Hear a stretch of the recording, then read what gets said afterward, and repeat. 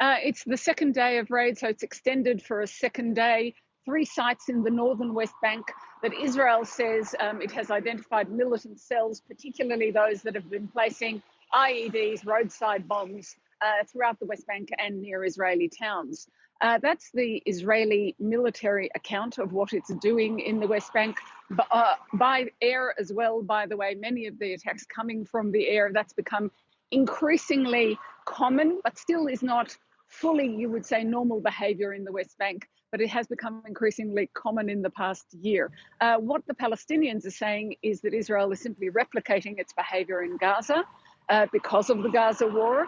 What Israel, the Israeli military, is saying, and Israeli analysts are saying, is it's actually the reverse, that the Palestinian militants are upping their activities in the West Bank and their organisation in the West Bank, that's Islamic Jihad and Hamas, because of the level of destruction of their forces in the Gaza Strip.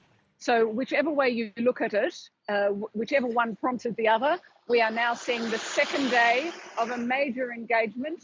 And we do see some of the same tactics being employed, that is, Palestinian militants hiding out in a mosque, being caught there by Israeli military, according to Israeli military sources. So it's both similar and yet different from Gaza. But what's, I guess, worrying about all of this is that the West Bank can't hide any longer behind Gaza and behind what's happening on the northern front with Lebanon and Hezbollah, because of the level of engagement now in the West Bank as well.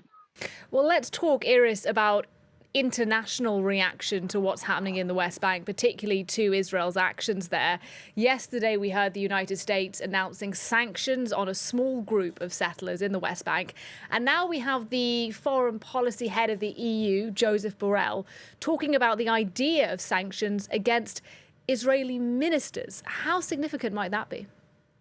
I think it is significant. We've heard from the UN Secretary General Antonio Guterres today calling for this military action in the West Bank to cease, saying it only increases the chances of an explosion there. And we heard from Josep Borrell today calling all the 27 EU states, suggesting and seeking that they impose sanctions on Israeli leaders who he says incite against Palestinians. It's unlikely at the moment that he would get across-the-board agreement from 27 foreign ministers. But individual states can impose sanctions, asset freezes, travel bans, all those kind of things. And we've already heard today from the Irish Foreign Minister, Michael Martin, saying that Ireland would be prepared to do that. So if you're looking at the level of response, we heard from Washington yesterday, we hear from the EU today, we heard from the UN, we've heard, of course, from the ICJ, the International Criminal Court, seeking sanctions against Israeli leaders and Hamas leaders. All of these things together let you know that there's a diplomatic war being waged as well as a military one.